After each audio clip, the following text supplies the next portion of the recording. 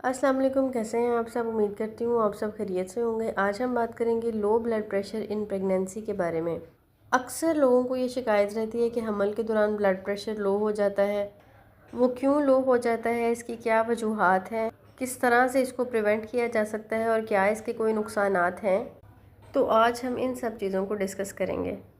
सबसे पहले हम इसकी कॉजेज़ को डिस्कस करेंगे।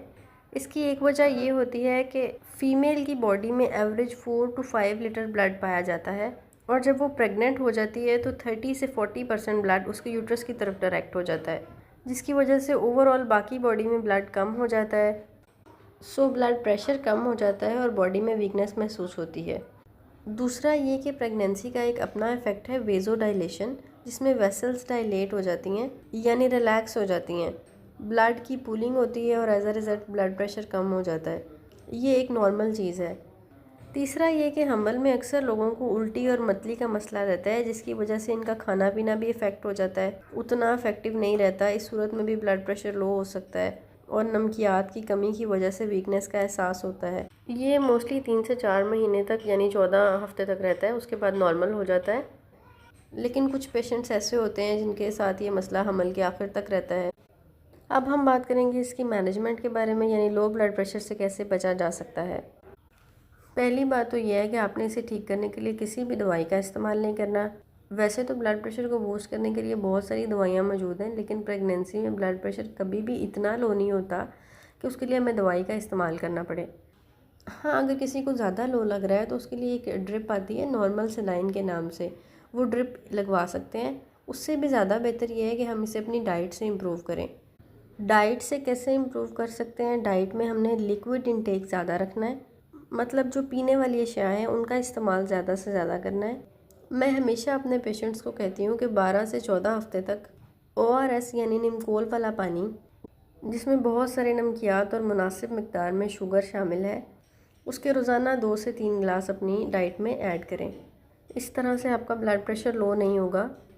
इसके अलावा आप किसी जूस का इस्तेमाल कर सकते हैं, नमकीन लस्सी का इस्तेमाल कर सकते हैं। जूस या लस्सी में आप पिंक हिमालयन सॉल्ट ऐड करें, ये आपके ब्लड प्रेशर को बहुत अच्छे से मेंटेन करेगा।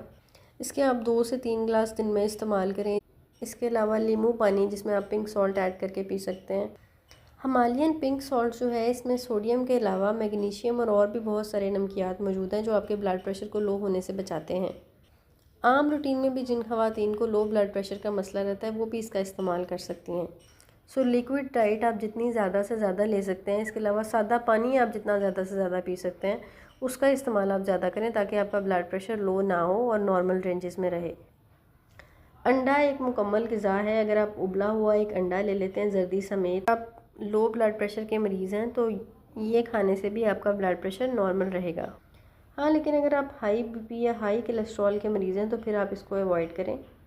इस सब के अलावा आपने अपनी डाइट का ख्याल रखना है। हर 3 से 4 घंटे बाद एक छोटा स्नैक लाजमी लें। 3 दफ़ा दिन में प्रॉपर मील लाजमी लें। अगर आपको उल्टी या मतली की शिकायत है तो उसके लिए प्रॉपर मेडिसिन्स लें या ड्रिप्स वगैरह लगवा के उसका प्रॉपर ट्रीटमेंट करें। 100% क्योर तो कुछ पेशेंट्स में पॉसिबल नहीं है, लेकिन 60 to 70% क्योर मुमकिन है। तो जैसे ही आपकी उल्टी और मतली ठीक होना शुरू होंगी, ब्लड प्रेशर साथ साथ ठीक होना शुरू हो जाएगा। हमल में ब्लड प्रेशर के कम होने से परेशान बिल्कुल भी ना हो, ये एक नॉर्मल चीज़ है। बेसिकली लो बीपी रहना कोई बीमारी नहीं है। ये अल्लाह ताला के हुक्म से हमारा ब्लड प्रेशर लो होता है ताकि खून के बहाव में कोई रुकावट ना आ सके और बच्चे की तरफ ज़्यादा से ज़्यादा खून पहुँचे।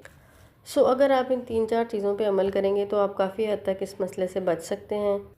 इसके अलावा आपका जो भी क्वेश्चन हो आप कमेंट सेक्शन में मेरे से पूछ सकते हैं। अगर आपको मेरी वीडियो अच्छी लगी हो तो लाइक, कमेंट, शेयर और सब्सक्राइब लाजमी कीजिएगा। मिलते हैं अगली वीडियो में, तब तक के लिए अल्लाह हाफ़िज़। और जिन लोगों को इस वीडियो की ज़रूरत है उनके साथ लाजमी शेयर कीजिएगा।